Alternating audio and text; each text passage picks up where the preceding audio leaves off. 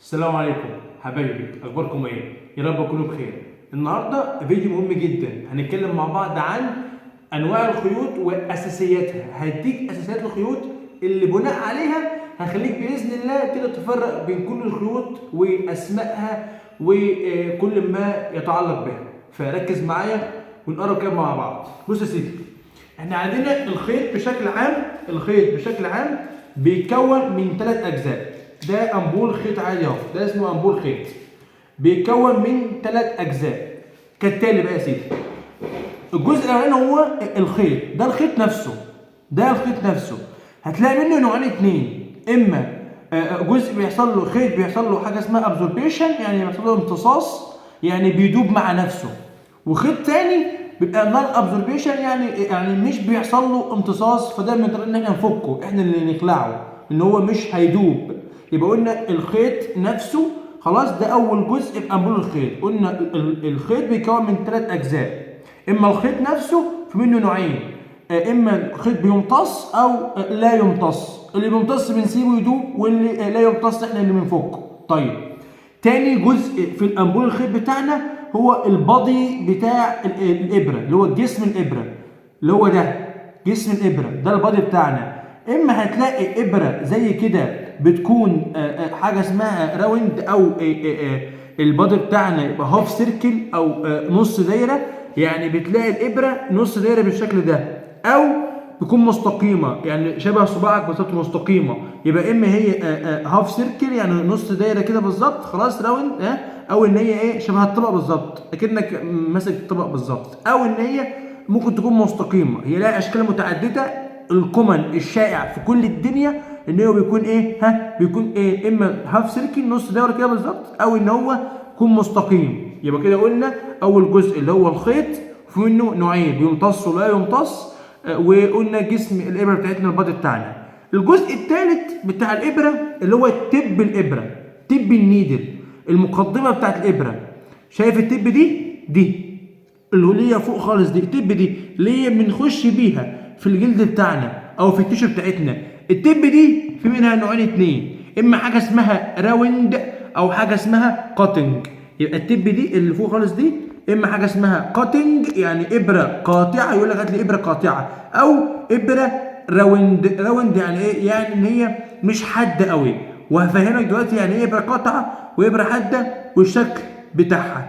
ده كان كده مبدئيا بنتكلم مع بعض عن عن الخيوط بشكل عام. كده دي اساسيات الخيوط بتاعتنا، اتفقنا؟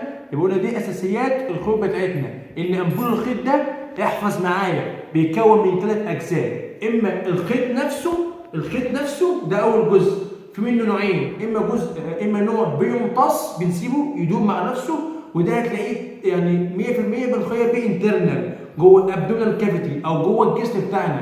ان انا مش هعمل عمليه ثانيه عشان افتح الجرح ثاني عشان افك خيط مش بيدوب، فلازم اخيط جوه الجسم بتاعنا بخيط بيدوب، يحصل حاجه اسمها ابزوربيشن، يمتص. طيب النوع الثاني من الخيط خيط لا يدوب، يعني الخيط لازم انا اللي افكه، لازم بنعمل عقله كده في الاخر كده في اخر الغرزه عشان افك منها. طيب كده اول حاجه، اول بارت 1 معانا اللي هو اللي هو الخيط نفسه. طيب تاني حاجه معانا البادي بتاع الابره، جسم الابره نفسه، اما حاجه ابره مستقيمه، او مثلا ان هو ان هو ابره هاف سيركل راوند، ابره واخده شكل الطبق كده، ودي الكومن قوي قوي قوي. طيب التب بقى المقدمه بتاعت الابره نفسها، اما قطعه، اما اللي هي حاجه اسمها كاتنج يعني قطعه، او راوند يعني ابره دايره حوالين نفسها. الفرق ان هتلاقي قطعه مشطوفه شطفه لفوق كده حد قوي، ممكن اخيط بيها في اي حاجه. يعني الابره راوند مش عارف ادخلها فيها، يعني ممكن انا اخد منها مثلا ليجمنت بتاع البون، متخيل؟ يعني ممكن مثلا لو عندي حته بوز صغيره كده مثلا على جنب ولا حاجه مضايقاني، ممكن ادخل بقى بالابره دي. فالابره القطعه دايما ابره حاده، ودي اسهل واحسن ابره تستخدمها في وانت بتقفل نوع الغرز. ان شاء الله هنتكلم عنها بعدين. حاجه اسمها السبتيكولار اللي هي بندلعها ونختصرها حاجه اسمها سب كيو، اللي هي الغرز التجميليه ما تحت الجلد يعني. خلاص، يبقى دي احسن حاجه عشان بتساعدك وانت ماشي في الوايت لاين تبقى يعني يعني سريعه معاك شويه عن الابره الراوند. يبقى كده قلنا اجزاء الابره. طيب نتعلم مع بعض بقى، نتعلم مع بعض ازاي افتح امبول خيط وازاي اقراه من بره. انت قلت النوع راوند وكاتنج، طب افهم بقى، فهمني. ده امبول خيط قدامي اهو، انا عايز اعرف بقى امبول خيط ده هو قطعه ولا راوند ولا ايه بالظبط. فنقرا كده مع بعض. بص يا سيدي، ده نوع خيط اسمه فكريل. الفيديو ده مش جاي اقول لك انواع الخيوط، اللي انا همسك لك كل نوع خيط وهجيب لك مقاساته وافهمك ده بيمتص ولا لا. بس افهم بس معايا، النوع ده اسمه فكريل. ده فكريل مقاسه زيرو، مقاسه زيرو. طيب عايز اعرف هو قطعه ولا راوند. لما تلاقي شكل المثلث ده يبقى هي قطعه، مكتوب لك كاتنج قطعه، دي ابره قطعه، ده معناه ان هو فكريل. نقراه كده، الخيط ده اسمه ايه؟ فكريل زيرو كاتنج. في تاني حاجه اسمها فكريل زيرو راوند. طب اعرف الراوند من القطعه ازاي؟ هتلاقي ان القطعه بتاعتنا فيها شكل الدايره كده اهو، شكل الدايره. اذا الدايره يعني راوند، لكن القطعه يعني حاده مستديره، وده شكل الابره بتاعتنا. طب ممكن تعرفني طول الخيط ده قد ايه؟ الخيط ده طوله قد ايه من بره كده؟ اقراه ازاي؟ بسيطه خالص. شايف هنا كده هتلاقي بيقول لك ان هو 75 سم، معناه اللي هو ايه؟ متر الا ربع. معناه ان هو ايه؟ متر الا ربع. يبقى الخيط ده، الامبول ده طول الخيط اللي فيه متر الا ربع. طيب مو في انواع تانية متر، ممكن يقول لك 100 سم، خلاص ده متر فاهمني؟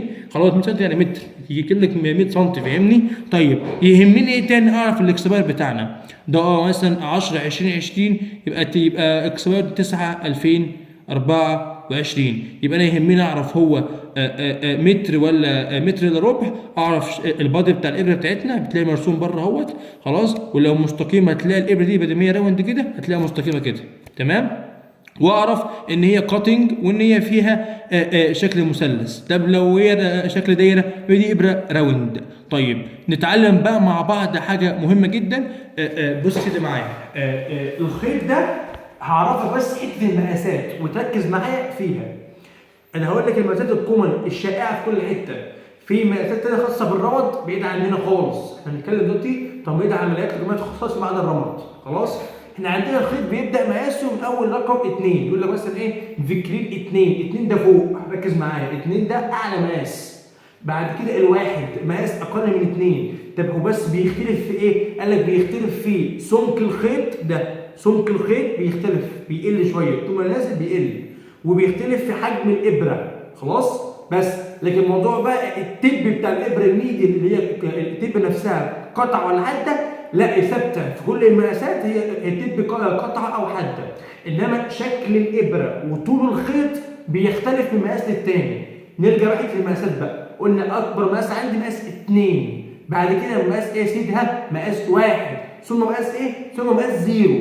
طب احنا عندنا تحت الزيرو حاجه اسمها سالب 1 سالب 2. قال لك احنا مش هنقول سالب 1 سالب 2، احنا هنسميها حاجه على حاجه. فبعد مقاس الزيرو عندنا حاجه اسمها 2 0، ثم 3 0، ثم 4 0، ثم 5 0، ثم 6 0 لحد 6 0. ده اكبر او اشهر مقاس هتلاقيه موجود في كل المستشفيات. في 7 0، 8 0، وده اكبر من كده بس ده في الرمد، تبقى ابره صغيره خالص خاصه بجراحات الرمد، بعيد عنك دلوقتي خالص.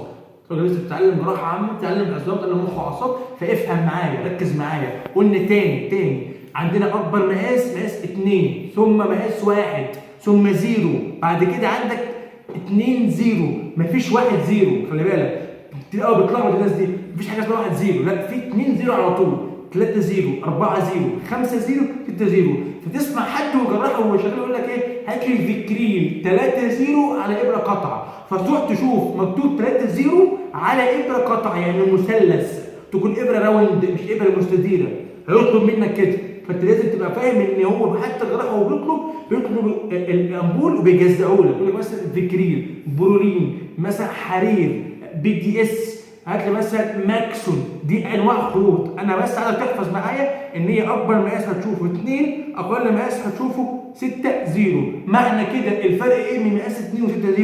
ان الاثنين نفس نوع الخيط، فكريل اللي هو مثلا بيدوب، بس المقاس 2 ده ابره كبيره خيط تخين.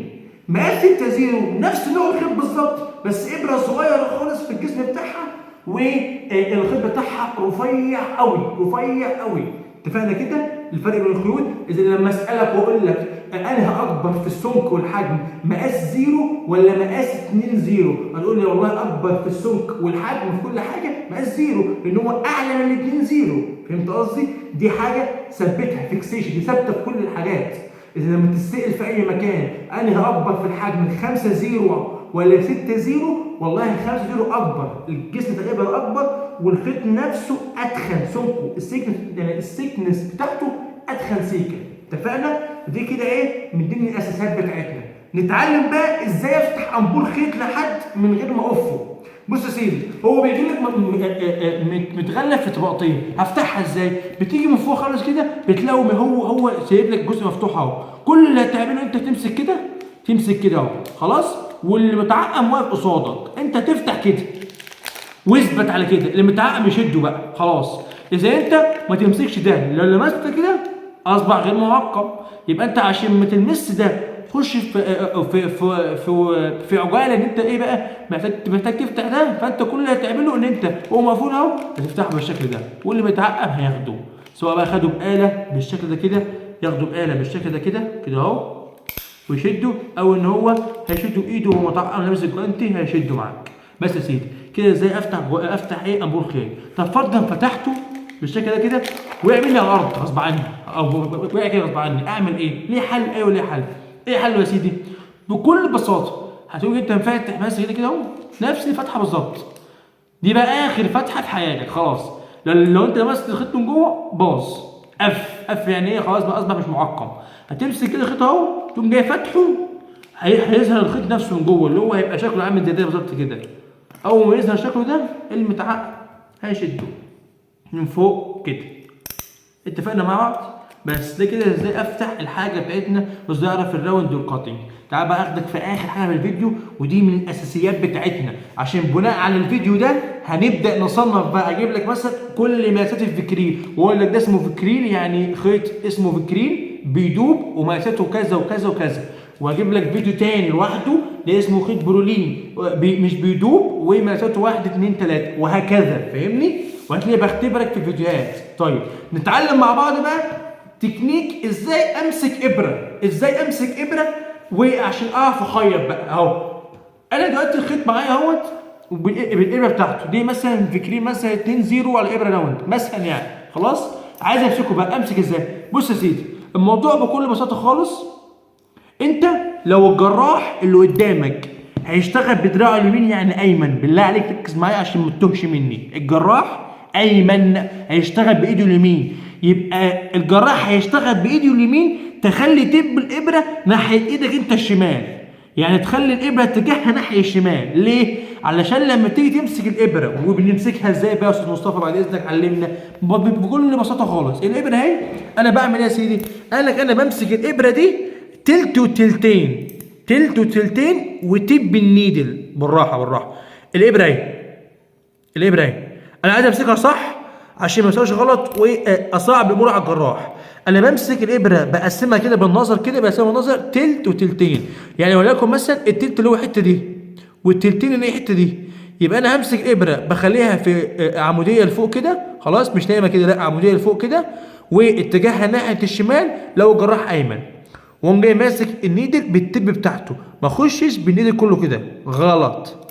مش هيكون اندر كنترول كده، غلط كده، انت لسه مش عارف تساعد كويس او مش عارف تناول كويس. انا بمسك ازاي؟ بالتب نفسها كده بقى بالمقدمه تلت وتلتين كده. بص كده حتى لما اجي اخيط كده اخد جاب كبيره، اخد حته كبيره اهو بكل بساطه. واهم حاجه بالله عليك التكه دي، بص التكه دي، سامع التكه دي اللي تقول لك انت ماسك ولا لا، دي السيفتي بتاعها اهو كده. انت جاهز تقوم انت بقى ايه مناول الخيط ده كده بالشكل ده للجراح. لما اجي اناوله كده للجراح اهو ايه اللي هيحصل؟ كده الجراح ايمن صح، ايمن اهو دراع اليمين اهو، يبقى هو كده الجراح انت مديله الابره على الاتجاه الصح.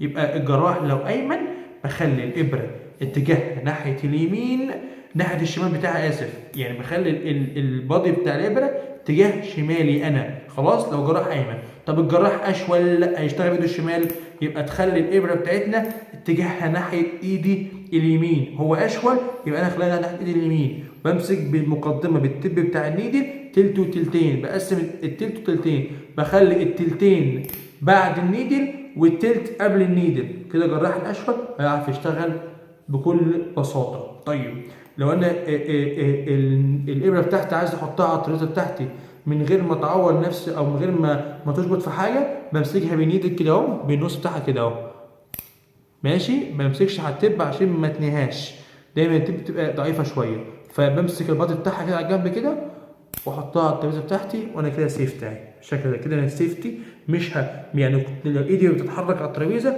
الخيط او الابره مش هيمسك في الجوانت ولا حاجه وتقع مني او تعمل لي مشكله. ده كان فيديو النهارده عن اساسيات ازاي امسك الابره وازاي اناولها وازاي افهم اساس الخيوط. حاجه اخيره، لا غنى عن الجفتين دول انت بتخيط اي جرح، اللي هو النون اللي هو التويزد والنون تويزد. دايما لو انت بتشتغل انترنال جوه الجسم جوه البادي بتاعنا فخليك في النون تويزد عشان سوفت تقدر يبقى حنين على الاعضاء بتاعتنا، لكن لو انت بتشتغل في سكين مثلا او من اول ما وصل وطالع اشتغل عادي بالتويزد هيبقى مريحك شويه. ده كان فيديو النهارده، حاولت قدر المستطاع اشرح لك وافهمك ازاي امسك الابره بتاعتنا واناولها وازاي اخلعها. حاجه اخيره برضو، احيانا تمسك الابره 50-50، يعني ايه؟ يعني اللي مش تلت وتلتين، لا 50% و50%. امتى؟ في حالات واحده بس، ايه يا سيدي؟ لو انت بتخيط في منطقه صعبه قوي وحاده قوي والابره مش عايزه تعدي، فانت طول ما انت بعيد عن الابره ضعيفه، لكن طول ما انت بتقرب من التب بتاع الابره كده يبقى انت كده لما تيجي تخش معاك في الخيط بص بيبقى اقوى شويه، بتبقى سبورت ليك اقوى شويه. الكلام ده استثناء بسيط بس في حالات انت بتخيط في منطقه ناشفه، جلد ناشف بقى، جلد مثلا ريدندنت يعني مكشكش، فاهمني؟ وهكذا يعني. بس ده كده كان فيديو النهارده، حاولت قدر المستطاع عشان ما نطولش اكتر من كده، يعني قدر المستطاع حاولت افهمك ازاي اقرا الخيط واحجامه وامسك الابره ازاي واتعامل ازاي. الفيديو الجاي بقى وسلسله الفيديو الجاي باذن الله هنتكلم بقى، نمسك مثلا الفكرين. تعالى خد اسمه فكرين، مقاساته هي وده بيمتص، فيديو في اقل من دقيقه وهقفل. فيديو تاني عن البرولين، فيديو تالت عن الحرير، فيديو رابع عن المونوكريل، فيديو خامس عن البي دي اس، فيديو سادس عن الناكسون. انواع الخيوط كتيره، احنا نقول لك الكومن اللي هتشوفه في كل حته في الدنيا. خلاص، ده كان فيديو النهارده، اتمنى تكون استفدت مني، ولو بقى لو ما كنت استفدت تدينا دعوه كده من قلبك، وان شاء الله نشوفك على خير الفيديو الجاي. سلام.